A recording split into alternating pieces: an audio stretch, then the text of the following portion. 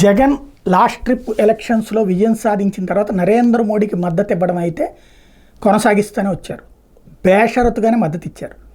తను ప్రయోజనం పొందింది ఏదైనా ఉందంటే రాష్ట్రానికి కావాల్సినటువంటి నిధులు లేదా తెలుగుదేశం హయాంలో కూడా సాధ్యం కానటువంటి రెవెన్యూ లోటు లాంటివి సాధించుకోవడం, అలాగే ఇబ్బంది పడకుండా ఇతర రాష్ట్రాలకు మళ్ళీ కొన్ని రాష్ట్రాలు పడినటువంటి ఇబ్బందులు పడకుండా చూసుకున్నాడు. కేంద్రంతో ఎట్లాంటి ఇబ్బంది లేకుండా చూసుకున్నాడు. అయిపోయింది. ఇప్పుడు ఎలక్షన్స్ దగ్గరకు వచ్చేటప్పటికి జనసేనాని ప్రతిపాదనతో తెలుగుదేశం భారతీయ జనతా పార్టీ ఒక్కటైని వాళ్ళు మొత్తం ముగ్గురు ఒకటయ్యారు. అప్పటి నుంచి జగన్ బీజేపీని అయితే పెద్ద నెగిటివ్ ఏం ప్రొజెక్ట్ చేయాల, కథ నడుస్తూ వచ్చింది. ఇప్పుడు సీన్ కట్ చేస్తే కొత్త మలుపు తిరుగుతూ ఉంది. ఏంటయ్యా అంటే సాక్షి వార్తలు చూస్తుంటే క్రమంగా యాంటీ బీజేపీ ప్రారంభించింది. ఇప్పటిదాకా ఇదివరకు తెలుగుదేశం పత్రికలైనటువంటి ఈనాడు, ఆంధ్రజ్యోతి బీజేపీని బూచిగా, బీజేపీని నెగిటివ్గా ప్రొజెక్ట్ చేసుకుంటూ వచ్చేది.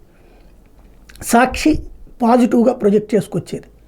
ఇప్పుడు క్రమంగా చూస్తే ఈనాడు, జ్యోతినేమో పరోక్షంగా బీజేపీని టార్గెట్ చేస్తూనే ఉన్నాయి, పాజిటివ్గా ఏం రాయట్లా. అదే సందర్భంలో సాక్షి కూడా నెగిటివ్ ప్రారంభించింది. తద్వారా జగన్ క్రమంగా బీజేపీకి దూరం అన్నటువంటి సంకేతం కనబడుతోంది.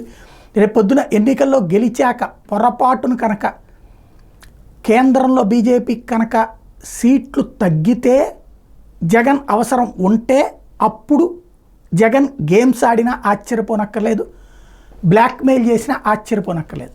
అదే సందర్భంలో భారతీయ జనతా పార్టీకి పూర్తిగా బలం వచ్చి జగన్ ఇక్కడ ఓడితే పూర్తిగా తొక్కిపడేయడానికి బీజేపీ సహకరించిన ఆశ్చర్యపోనక్కర్లేదు. అదే సందర్భంలో ఆ ప్లేస్ని తను లాక్కోవడానికి పవన్ కళ్యాణ్ ప్రయత్నించినా ఆశ్చర్యపోనక్కర్లేదు.